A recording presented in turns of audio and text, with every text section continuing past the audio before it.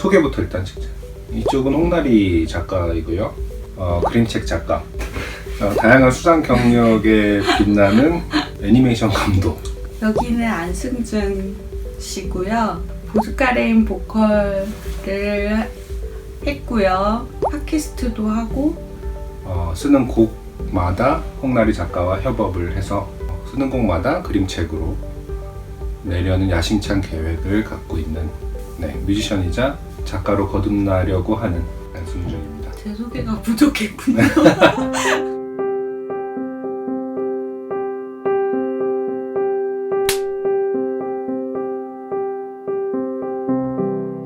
언젠간 보겠지. 아니라고. 어느 날 홍나리 작가가 고양이 얘기를 한 적이 있었어요. 고양이의 죽음에 대한, 흔히 말하는 길냥이의 죽음에 관한 이야기를 해준 적이 있는데 저하고는 되게 다른 관점의 죽음을 인식하는 방식이 되게 다른 것에 되게 놀란 적이 있었던 것 같아요. 제 어릴 적에 살던 곳이 주택가였는데요. 길고양이들이 많이 있었고 저희 조금 친해진 고양이들은 저희 담 안에서 지냈는데 그 중에 한 어린 고양이가 친해지는데 굉장히 시간이 오래 걸렸던 고양이가 있었어요. 근데 뭘 잘못 먹었는지 좀 아팠어요. 그래서 제가 나름 간호를 해줬는데 비가 오는 날 아침에 나가보니까 고양이가 죽었더라고요.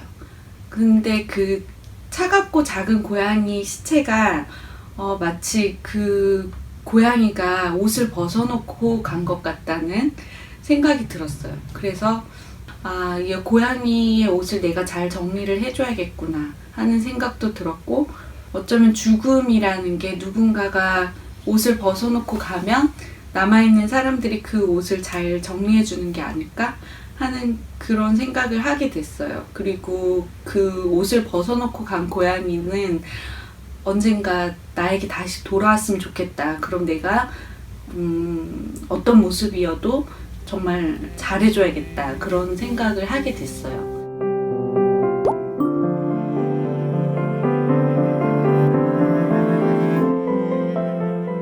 첫 번째 작업을 하고 나서 움직이는 그림책을 만들고 싶다는 생각이 들어서 꼭 애니메이션을 배우고 싶다. 그리고 그게 그냥 어떤 날것의 느낌의 애니메이션을 손으로 그린 그런 느낌의 애니메이션을 하고 싶다는 생각이 들었습니다. 그래서 애니메이션을 배워서 이제 그 옷을 벗고 안에서 영혼이 나가는 그걸 메인 테마. 메인 장면을 그렸는데 이게 전달이 되는 것 같더라고요. 그래서 이런 거를 하고 싶으니 음악을 만들어 달라고 그 짧은 이제 클립을 보여줬죠. 그랬더니 이제 안승준 작가님이 곡 작업을 시작했는데, 가사라든지 그리고 해서 이제 죽음에 대한 해석, 우리의 헤어짐에 대해서 우리의 어떤 관점을 남겨놓자로 시작을 해서, 가사를 쓸 때 저는 항상 정말로 정확하게 제 아이한테 한다고 생각하고 썼던 것 같아요. 저도 제 아이한테 보여준다고 생각하고 해서 용감하게 애니메이션을 완성할 수 있었던 것 같아요.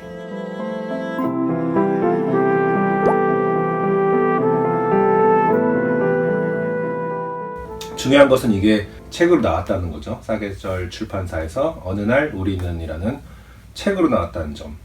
저는 처음 작업을 시작할 때부터 그림책을 마음에 두고 애니메이션 작업을 했었고요. 그래서 계속 화면 구성, 그리고 어떤 시선의 흐름, 이런 것들도 책을 생각하면서 만들었기 때문에 그래서 그렇게 힘든 점은 없었습니다. 다만 다시 다 그렸잖아요, 사실은.